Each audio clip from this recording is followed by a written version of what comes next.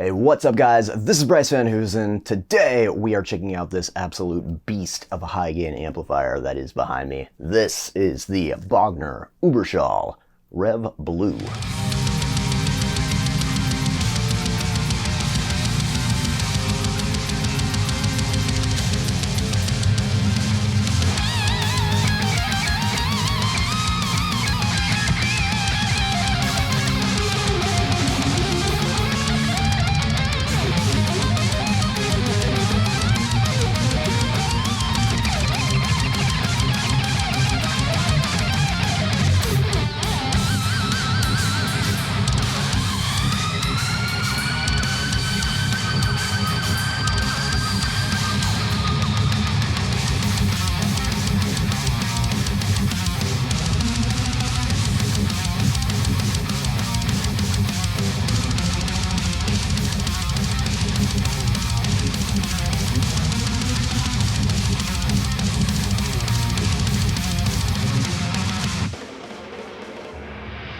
Just a quick PSA that while gear is awesome, if you don't have the skills necessary to wield such gear, now that gear is really not doing a whole hell of a lot for you. Garbage in, garbage out, as they say. So that's why I've teamed up with guitartricks.com to help give you the skills that you need. Guitartricks.com is a massive lessons database that have tons of lessons ranging from metal to folk to blues to whatever that will definitely level up your playing ability. One thing that I really like about guitartricks.com is they have a bunch of Pantera songs, but they have been tuned to standard 440 tunings, so you don't really have to mess around with trying to figure out exactly where Dime had his guitar set during the recording, so that makes life a whole hell of a lot easier if you ask me. Click the link in the description down below for a free 2-week trial to Guitar Tricks and watch your progress just skyrocket. I also get a small commission as well, so you know.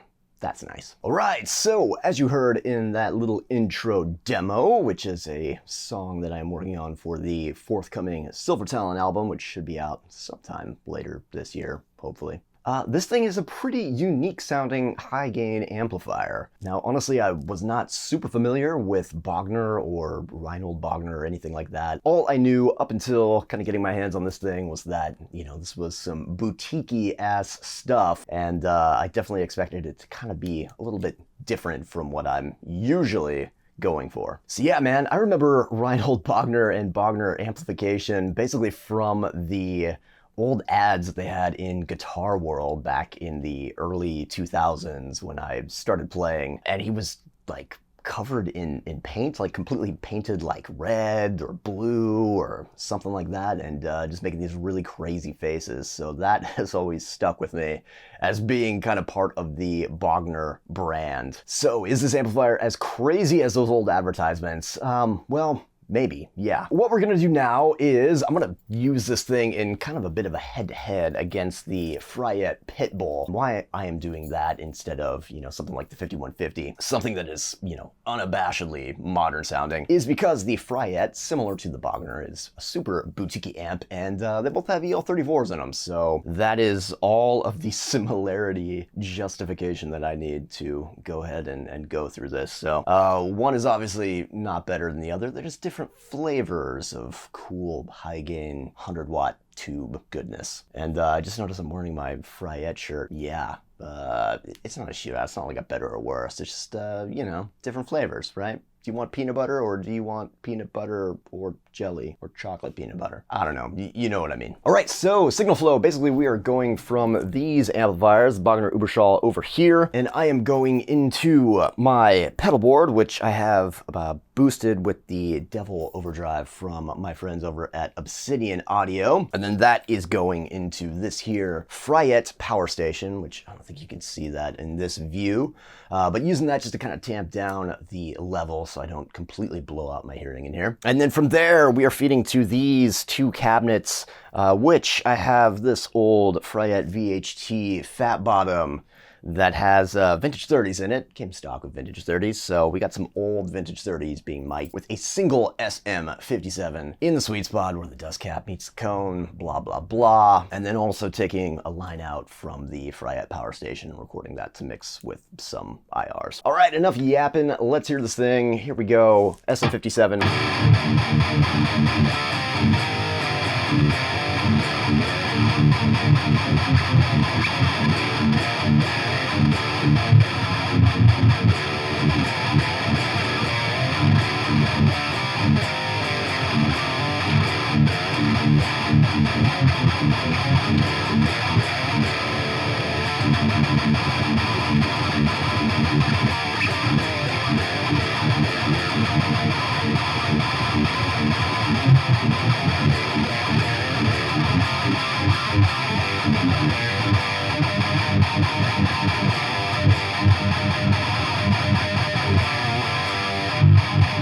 Yeah, that thing sounds absolutely mighty. Let's hear it with the overdrive off, just because I know that you guys are into that.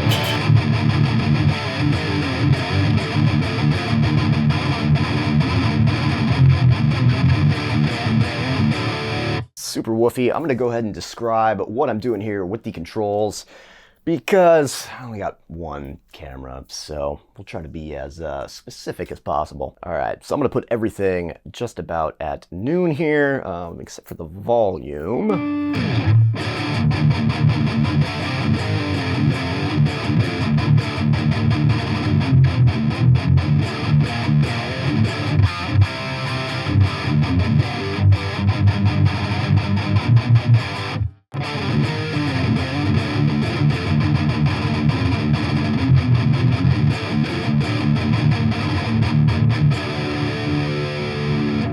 Right, and to compare it to what I got so far with the Fryette VHT Pitbull here, that boy's still on standby.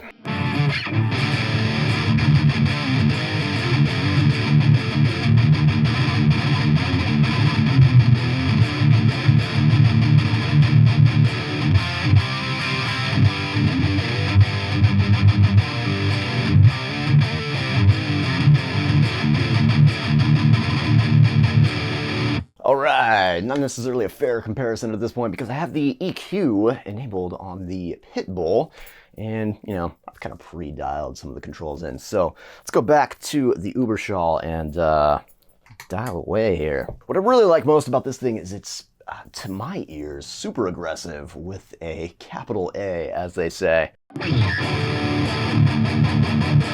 Okay, bass. There's a lot of bass on tap with this thing, so I cut it a little bit.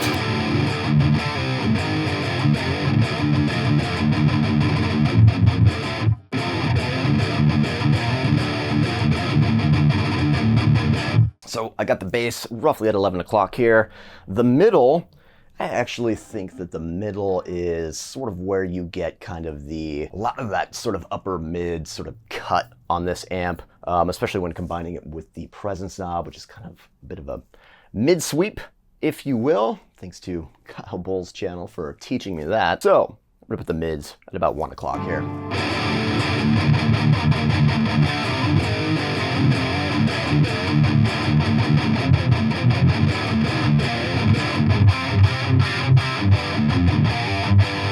Yeah, I'm liking that treble. I'm gonna do about 1 o'clock there as well.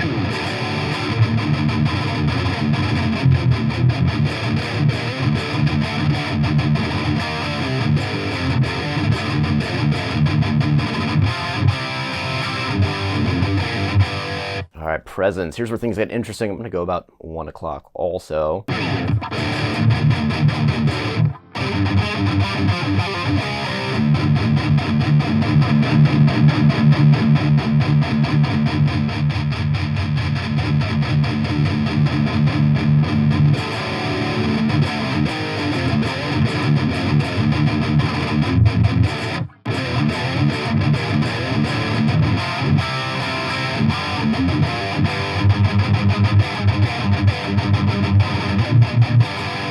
The other thing to note about this amp is that the EQing of it is a little bit different from what I would sort of visually do with most other amps. For instance, the Pitbull kind of do, you know, bass and treble at around 1 o'clock, same with sort of 5150 Marshalls, and then the mids just either at noon or down a little bit to, say, 11 o'clock. This one, I'm really kind of cutting the bass because there's so much low end on tap. Listen to this.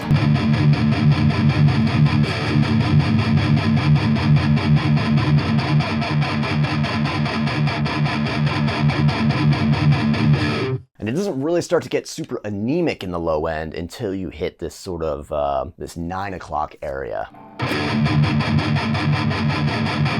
Going below that, low end is completely gone.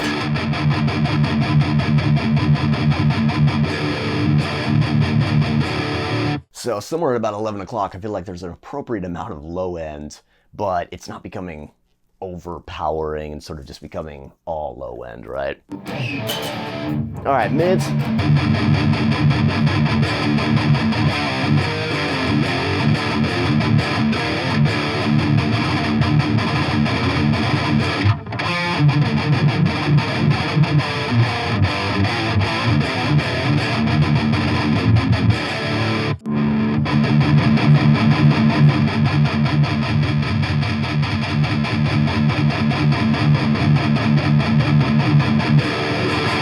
With the presence knob, it's almost getting a little bit more, volume, which I think is kind of a sort of an artifact of adding more mids in, right? Things start to become a little bit more open in terms of the mid-range once you start adding it versus subtracting it.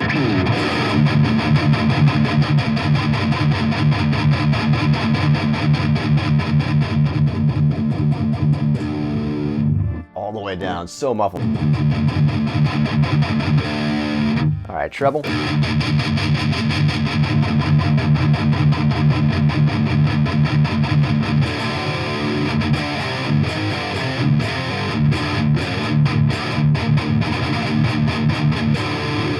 Yeah. Again, it just sounds so aggressive and in your face. Let's compare it one more time with the Pitbull here. Hold on, one more time. We'll keep doing that.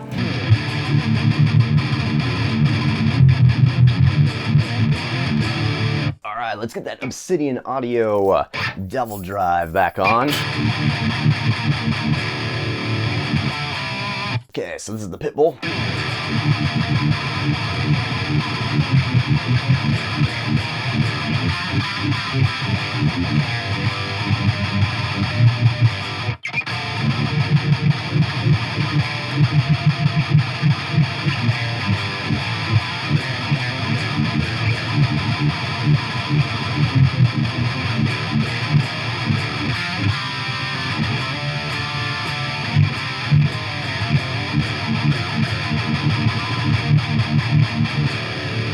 Yeah, man, love that amp. All right, back to the Bogner.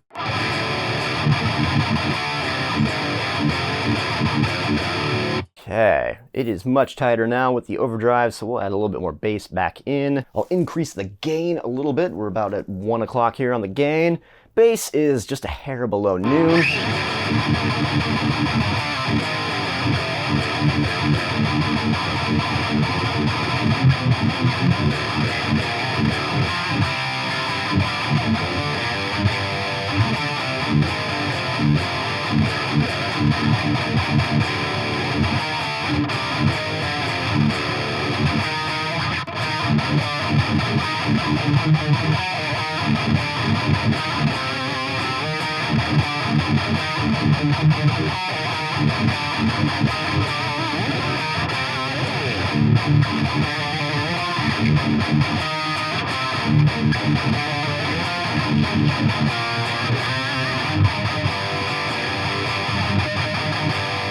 Oh yeah, that sounded good. Let's get so I got everything at about 1 o'clock here, the old 666 settings, if you will.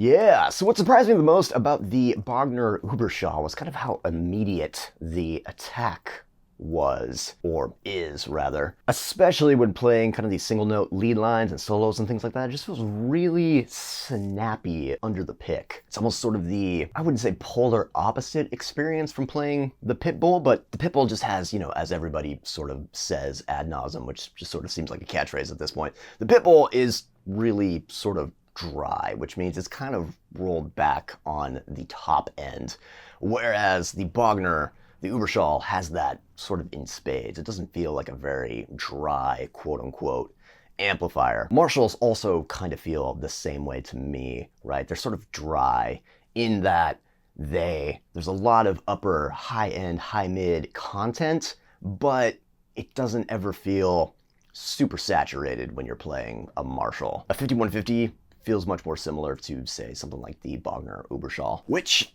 is cool because it's, this thing is sort of unabashedly modern. It's not trying to do any sort of vintage sort of feel and vibe. It's just 100% modern. It's different. It's a different kind of flavor of high gain. And I like it more than I thought I would, to be completely honest. It was never really an amplifier that sort of struck me as something that, I kind of needed in my life. But my buddy Drew, shout out to Drew, let me borrow this so I could demo it for the channel. Yeah, here we go. So if you dig what you hear of this thing, I have also in the description down below a Tonex profile of these settings without the overdrive, so you can add an overdrive to your taste. But yeah, man, give it a spin. Let me know what you think. I am Bryce Van Hoosen. Thanks for watching. Like and subscribe if you're into this sort of thing. Hit those affiliate links in the description below, and I will see you on the next one.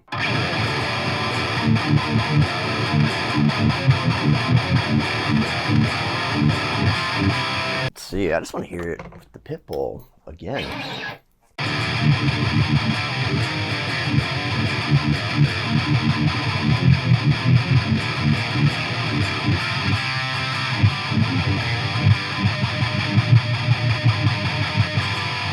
Hard to beat the Pitbull, but the Pitbull has so many different switches and knobs and settings and things like that. The Bogner is just straight. It's 6 controls, similar to a Marshall, and there you go. That's it.